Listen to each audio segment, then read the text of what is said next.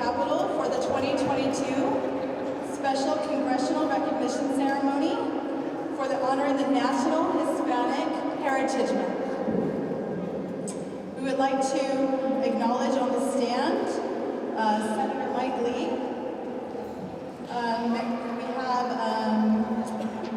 Honorary Consul for the Ukraine, Jonathan Friedman.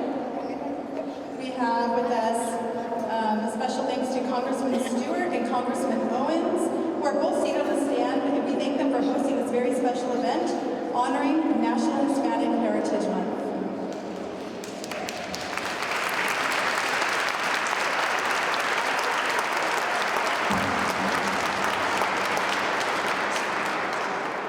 We would like to thank our two legislators, Representative Thurston and Representative Perucci, who is seated on the stand.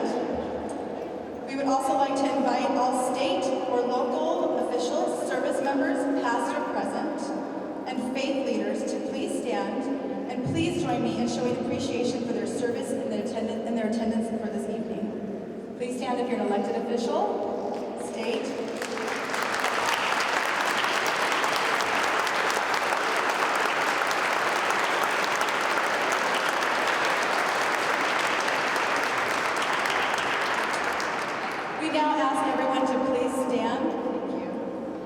so we can hear the national anthem by Micah Wonders.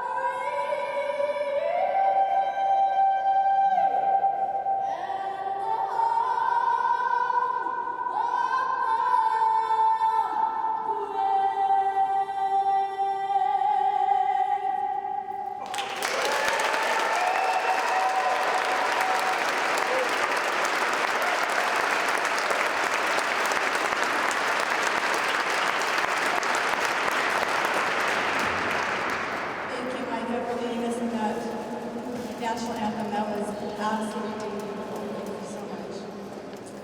I want to take a brief moment to share a bit of a history as to why we celebrate National Hispanic Heritage Month.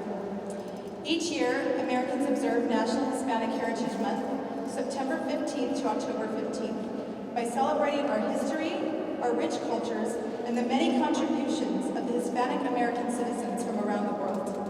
It began as a one-week celebration in 1968 under President Lyndon Johnson.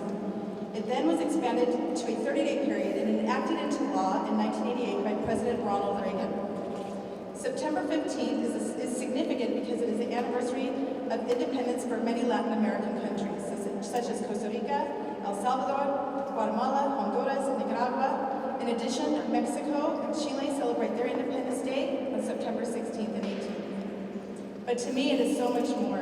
Hispanic heritage highlights all Latino people and all of our beautiful contributions that we make to this country, to our state, to our individual communities. We come from all over the world from diverse backgrounds. Many of you here today have come to this amazing country, or maybe it was your parents or grandparents. They came in search of a new opportunity to seek the American dream, which is made up of hard work, determination, to provide a better life for our families, to contribute valuable service to our society. We are a people that should be celebrated for our love of God, family, faith, and freedom. My grandfather, Jose Gracia, always taught our family to be grateful for who you are, to work hard, to love God, to never forget where you come from. My grandparents' words have helped me stay grounded, to be proud of my Mexican-American heritage. With that said, I add my personal congratulations and my gratitude for each recipient here today for your diligence, your service, and success throughout the state of Utah. We will now introduce our first speaker, which will be, we are honored to hear from Senator Mike Lee.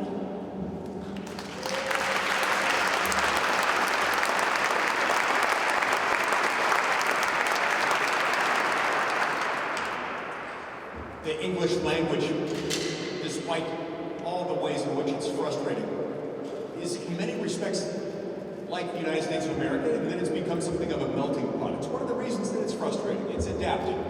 It's adopted over time from its Germanic roots, elements of Latin, through the French. It's adapted through some of the Scandinavian languages. It continues to adapt by adding words from other language groups, including and especially Spanish, which is a welcome development. I experienced this firsthand as a young man 30 years ago when I spent 2 years of my life teaching the gospel entirely in Spanish. I discovered many things about the language. Number one, it's a much better language in which to communicate the issues of the soul, the things of the heart. And even when I pray in English to this day, God answers me in Spanish. That should tell us something. As a young man, while living on the U.S.-Mexico border in a town called Mission, Texas, just a mile or two from the U.S.-Mexico border, I saw how the two languages are converging even then in a way that reflects our cultures, the mixing of the cultures, and the rich heritage that comes as we have more people entering our country and joining the American fabric. There was a sign in front of a home. Now, had the sign been written in English, it would have said, "Beware of God." Had it been written in Spanish, it would have said, "Tenga cuidado con el perro." It said neither. It said, "Guáchate con el dog." This illustrates the perfect mixing of the languages. They borrowed the best elements of both of them and put them together in a way that combined ever so nicely. This is part of what makes me so proud and so happy to be honoring today's award recipients in connection with National Hispanic Heritage Month. It's such an important issue to us. It's a language of beauty and a culture of beauty. I'm grateful that you're sharing some of both with us. En las palabras del poeta Rubén Darío, juventud, divino tesoro, ya te vas para no volver. Cuando quiero llorar, no lloro, y a veces lloro sin querer. Thank you for all you're doing. Thank you for being part of our culture and our society. And congratulations.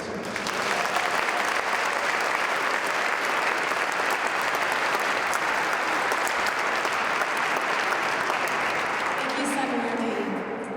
I will now we will be hearing from our next two speakers, Congressman Chris Stewart, who represents Utah's 2nd Congressional District, a 14-year veteran and world record-setting Air Force B-1 bomber pilot. He's also a prolific author, having published over 20 books, with multiple New York Times bestsellers. Prior to Congress, Mr. Stewart was owner and CEO of a small business. Congressman Stewart currently serves on two of the most powerful committees in Congress, the House Permanent Select Committees on Intelligence and Appropriations, and Congressman Burgess Owens represents the 4th Congressional District in the state of Utah. As a young man, he played several seasons in the NFL as a safety, where he earned a Super Bowl title in the 1980-81 season with the Oakland Raiders. After retiring, Congressman Owens worked in the corporate sales world and then started Second Chance for Youth, a nonprofit dedicated to helping troubled and incarcerated youth. Congressman Owens serves as a member of the House Education and Labor Committee and the House Judiciary Committee. Congressman Owens follows the four guiding principles of faith, family, free markets, and education. We will now be hearing from Congressman Stewart, followed by Congressman Owens.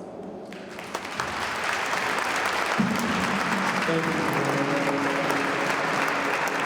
All of you, thank you for being here. What a great crowd. I hope, and it's a beautiful place. The acoustics are not great. I hope you all can hear us back there if you struggle with the echo.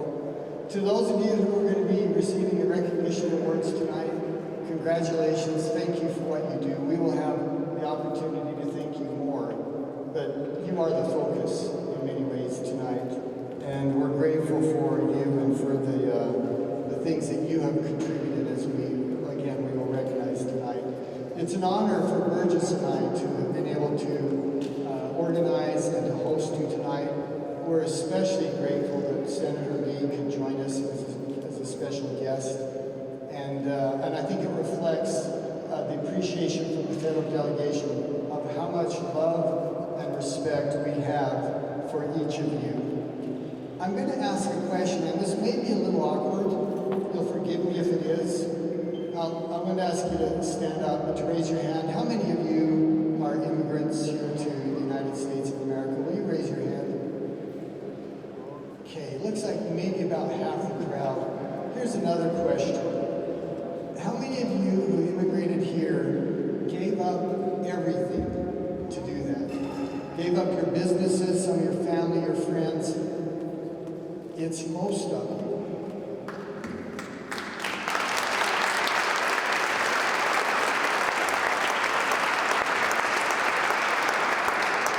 For someone like myself, I don't know that I can quite appreciate what that is really like.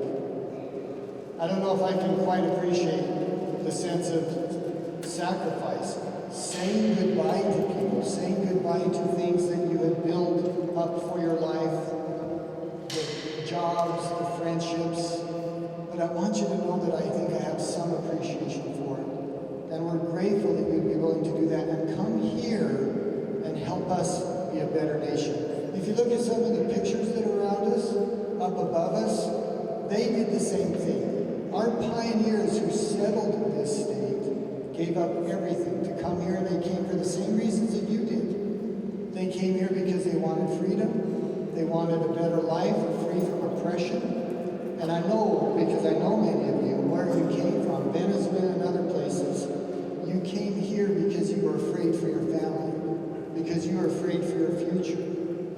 And that perhaps made your sacrifice a little bit easier when you know you're doing it for your future and the future of your children.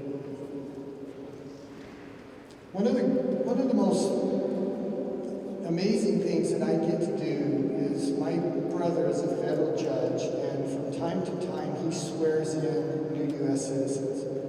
I would imagine that some of you, although you may not know it, were sworn in by my brother, Judge Stewart. And he invites me from time to time to come down and to watch. I don't participate in any way. I'm just there to observe. And he's got in his courthouse, 70 or 80 individuals. And interestingly, we think of many immigrants coming from Central South America, Mexico perhaps. Interestingly, they come from all over the world, everywhere. And let's say there's 80, and he says, look, I want you just to stand up and tell me your name and tell me where you're from. But there's so many of you here, we can't take much more time than that, just say that if you would. And they start to stand up, but almost without exception, they can't just say, this is my name, this is where I'm from. They also say, I am so grateful to be here. I am so grateful to be an American citizen today. And you feel it from them. And you know that it's real. And you feel we are grateful you are here as well. I look at someone who's new in politics, Myra Flores. I hope you know who she is. A new member of Congress who was born in Mexico City and was just elected as a member of Congress in the last several months. She is the future, in many ways, of the Republican Party, I think.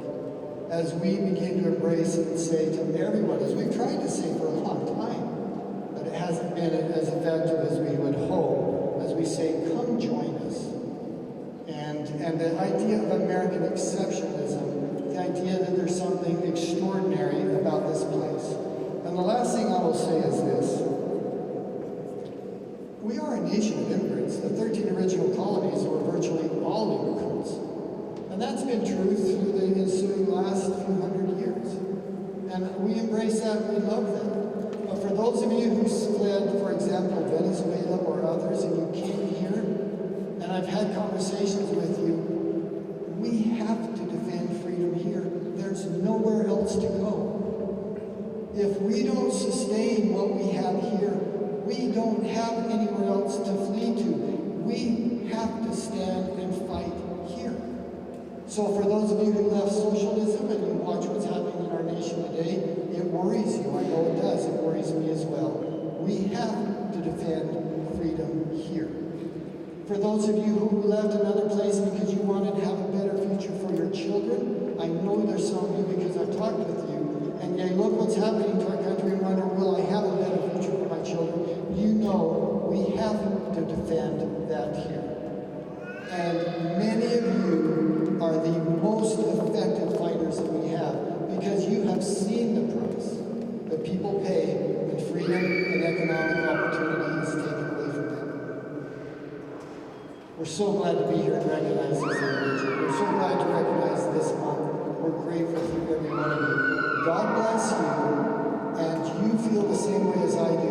God bless the United States of America. Thank you.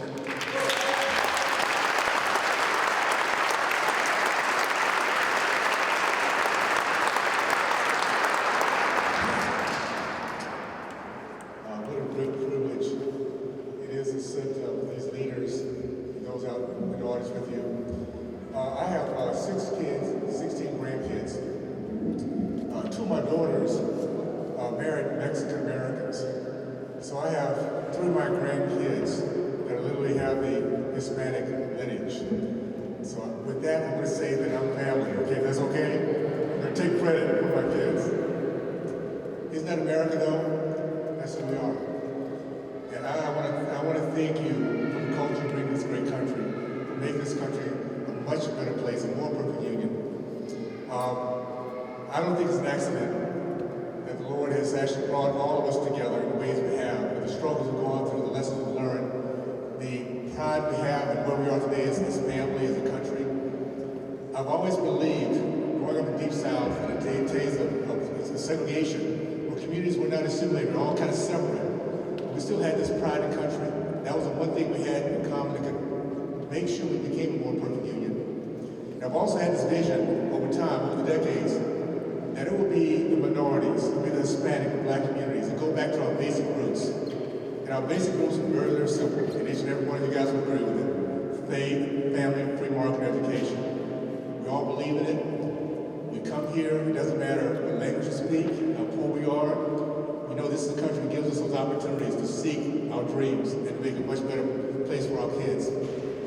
I want to thank you because you are the future, along with my community, coming back to our roots. Those roots that give us hope no matter how tough things get. It gives us a vision for our kids, where our kids will be, that they will be leaders in our country. There will be politicians, there will be, every place there's a place that highlights leadership. We'll find our place in those areas. So I want to thank you for that. And just a couple of extra words here. When President Reagan signed the Hispanic Heritage Comparative Month into law in 1988, he lauded the Hispanic community's contribution to his country by saying, "We have been enriched by the contribution of Hispanics in every walk of American life." Here in the Beehive State, these words are timeless. Across Utah and the nation, Hispanics play an invaluable role in our communities as veterans, educators, medical professionals, first responders, small business owners, athletes, religious leaders, elected officials, and so much more.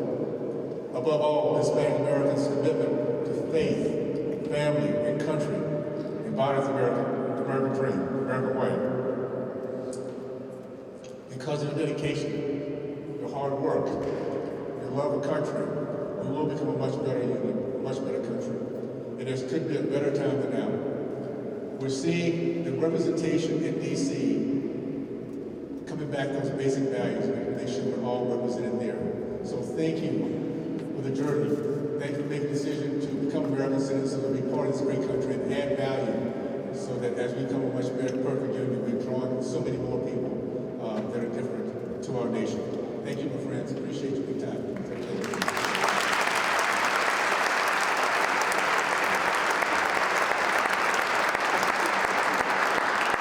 Thank you, Senator and Congressman, for your remarks.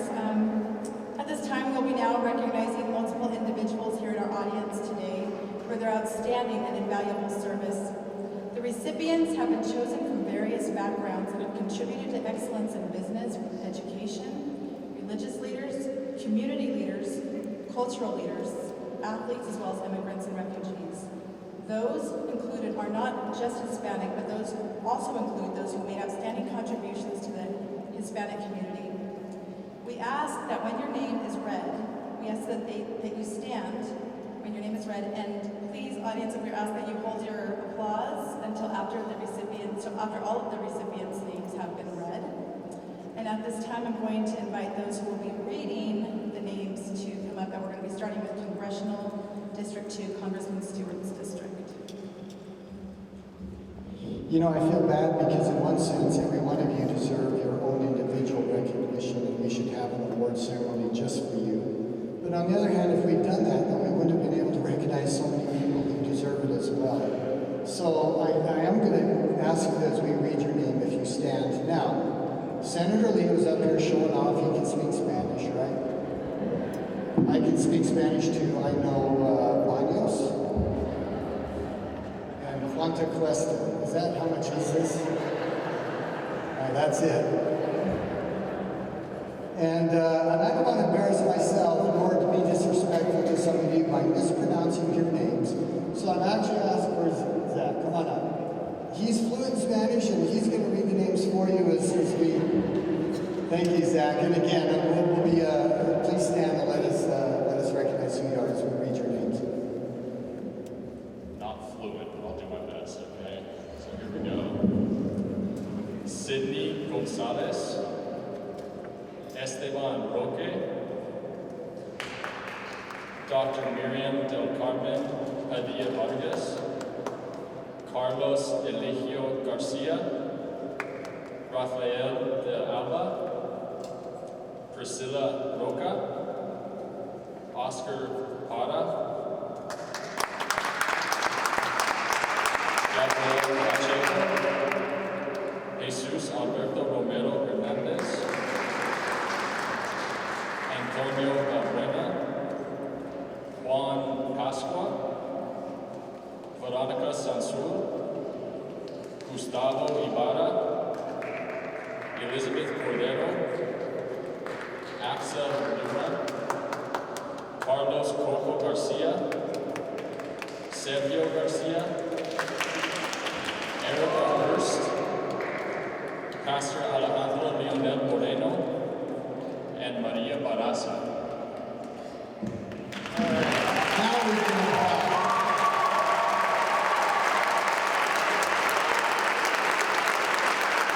And if you want, you can stand up and applaud, because I think they deserve it.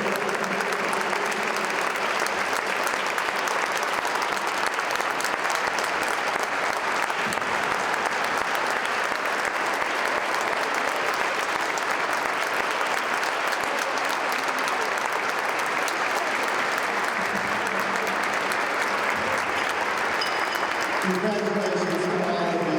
You have made our homes, our community, our state, our nation a better place through your work and your sacrifice. Thank you. It's my honor as a representative from the 2nd Congressional District to recognize those who live in my district. We'll turn time over now to Burgess.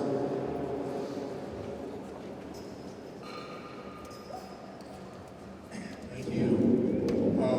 I wish I had my daughter here, who is very fluent in Spanish. I was stressing out trying to writing these names coming here, guys. So I've done something even better. Miriam, come up. This is Mary Johnson. She's actually the wife of Nathaniel Johnson, who's my district director. Miriam's been here in the United States for 12 years, been a citizen for 3. Remarkable mom, successful business owner, and together with a great team, talking about what America's all about. I'm just so proud of them, proud to be associated with. So I'm going to have you read it, if you don't mind. Diana Corín Martínez, Luz García, Thomas Reeves, Jesús Caraballo, Gloria Jiménez, Sandy Cortés, Marco Alvarado, Miguel Arrieta, Sara Carvajal Saúl, David Bella, Erika López, Lorín Guerrero, Seider Rodrigo Cícer, Alexander Montilla, Isabel Moreno de Ferrer, Jared Hernández, Norbelis Aponte, Alex Melesio, Isabela Morello, Ana Patricia Abreu, Carlos Javier Vázquez Rigual, Belder Hernández, Mildred Portillo, Jessica Menéndez, Zulma Martínez.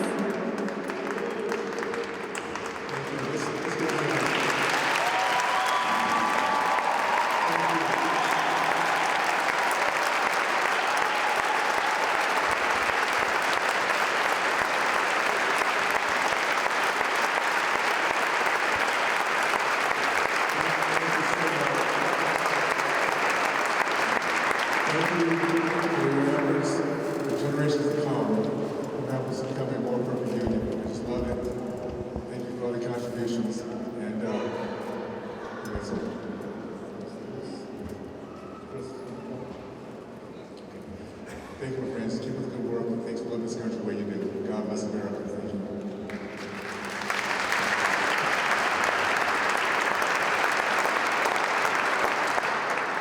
Thank you. Can we go ahead and give these recipients one more round of applause?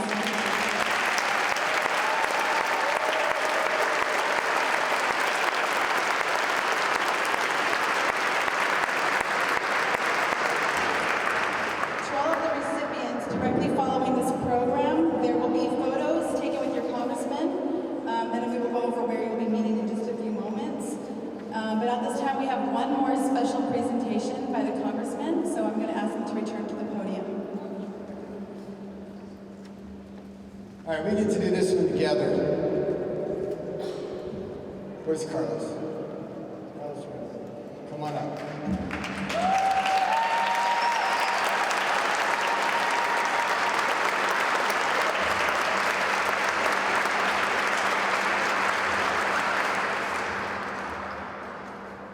This man has become one of my heroes. And if you know him, he's probably one of your heroes as well. When I talked about people fleeing persecution, a better life in Venezuela, Carlos, is that you? And one of the really wonderful things I got to do was work with former Senator Hatch as we worked in your application for asylum, for political asylum. And we were able to do that. And the things you've done since you've been here, the things you've accomplished, whether it's with the President and the leadership of America, organizing groups such as this, the times you worked with me, town halls that we put together with the community. And by the way, this thing that I heard, that I said to you, if we don't defend it here, where else do we go? The first time I heard that was with you and some of your friends who made that point. And I've never forgotten that. Consistently helping and reaching out to others. We wanted to give you special recognition. So we have something special for you. But before we do, Burgess, is there anything else you would add? It's hard to believe when I think about, I entered this profession 2 years ago, and up to 2 years ago, that's when we got a chance to start working together. It's amazing. It seems like we've known each other for life. And I think of non-country family, and all the things that makes it such a great, and it's just an example of why this is such a great event to highlight the potential and the greatness of this great country and people like Carlos comes in. So, does this? Okay. This is going to give this to you. This is to certify the accompanying flag was flown over the United States Capitol.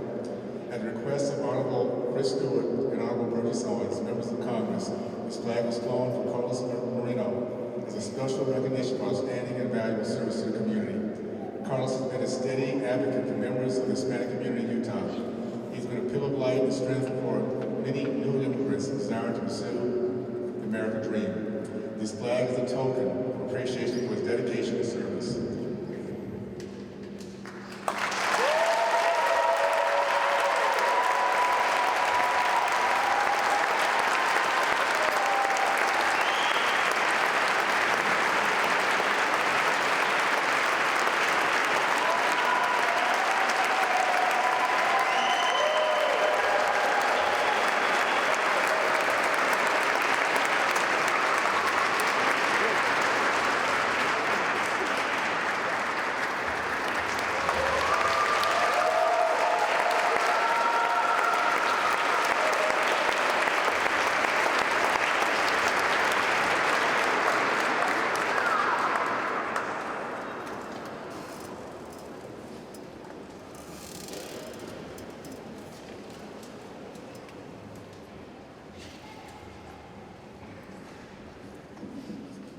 I have had the pleasure to work closely with Carlos Moreno, and there is no one more deserving in the Hispanic community than Mr. Carlos Moreno.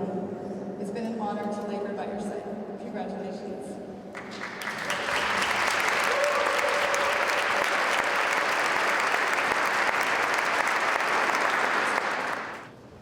Ladies and gentlemen, I'll just take a minute while I realize the only thing between you and some world-class music here is me. So I'll just take a few minutes and just say how honored I am as a representing the Utah Consular Corps to celebrate National Hispanic Heritage Month with you and echo everything that has been said by our wonderful members of Congress and our senator. The Utah Consular Corps is comprised of about 30 career consuls and honorary consuls. I represent the country of Ukraine here in Utah, and actually I'd love to just thank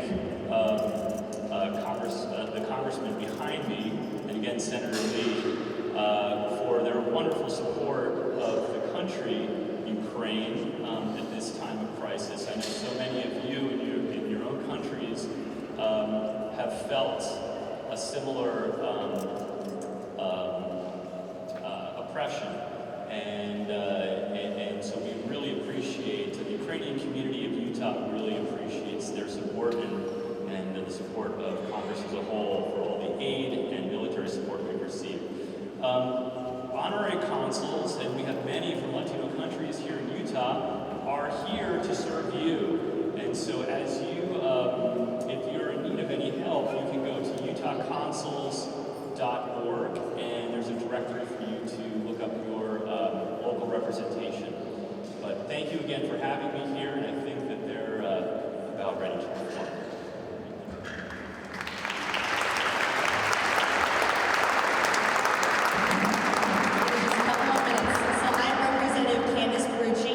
I'm the youngest member of the Utah legislature. I represent Harriman and Riverton. And sitting here tonight, I feel honored to be in your presence. This group is a testament that the American dream is alive and well. So thank you. Thank you for sharing your stories, for having courage, and for, I teach a class of American government at UVU.